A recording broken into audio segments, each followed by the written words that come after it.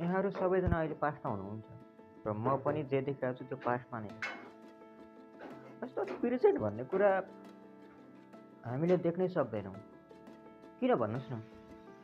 किनभने कुनै पनि चिजलाई देख्नलाई पहिले त्यहाँ लाइट जानुपर्छ, लाइट त्यहाँ ठोकेर त्यसको त्यहाँबाट रिफ्लेक्ट भएर हाम्रो आँखामा पुग्नुपर्छ र आँखा मात्र होइन, आँखामा पुग्छ, त्यसपछि हाम्रो ब्रेनसम्म जान्छ र ब्रेनले एउटा इमेज क्रिएट गर्छ, ए यो चाहिँ यो हो है भनेर।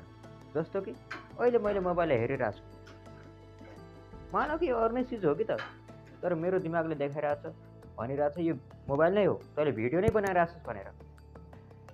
त्यति टाइमसम्म त केही न केही त टाइम लाग्यो होला नि, लाइटलाई त्यहाँ पुग्न, त्यसपछि त्यहाँबाट रिफ्लेक्ट हुन, मेरो आँखामा पुग्न, त्यसपछि ब्रेनसम्म जान, ब्रेनले कुनै इमेज बनाउन, यो हो भनेर हामीलाई भनौँ न एउटा सङ्केत गर्नलाई केही न केही टाइम त लाग्यो होला नि। लाइट कतिको स्पिडले जान्छ? 299,792 मिटर पर सेकेन्डले, र त्यो स्पिडमा जाँदै गर्दा पनि कुनै न कुनै टाइम लाग्छ।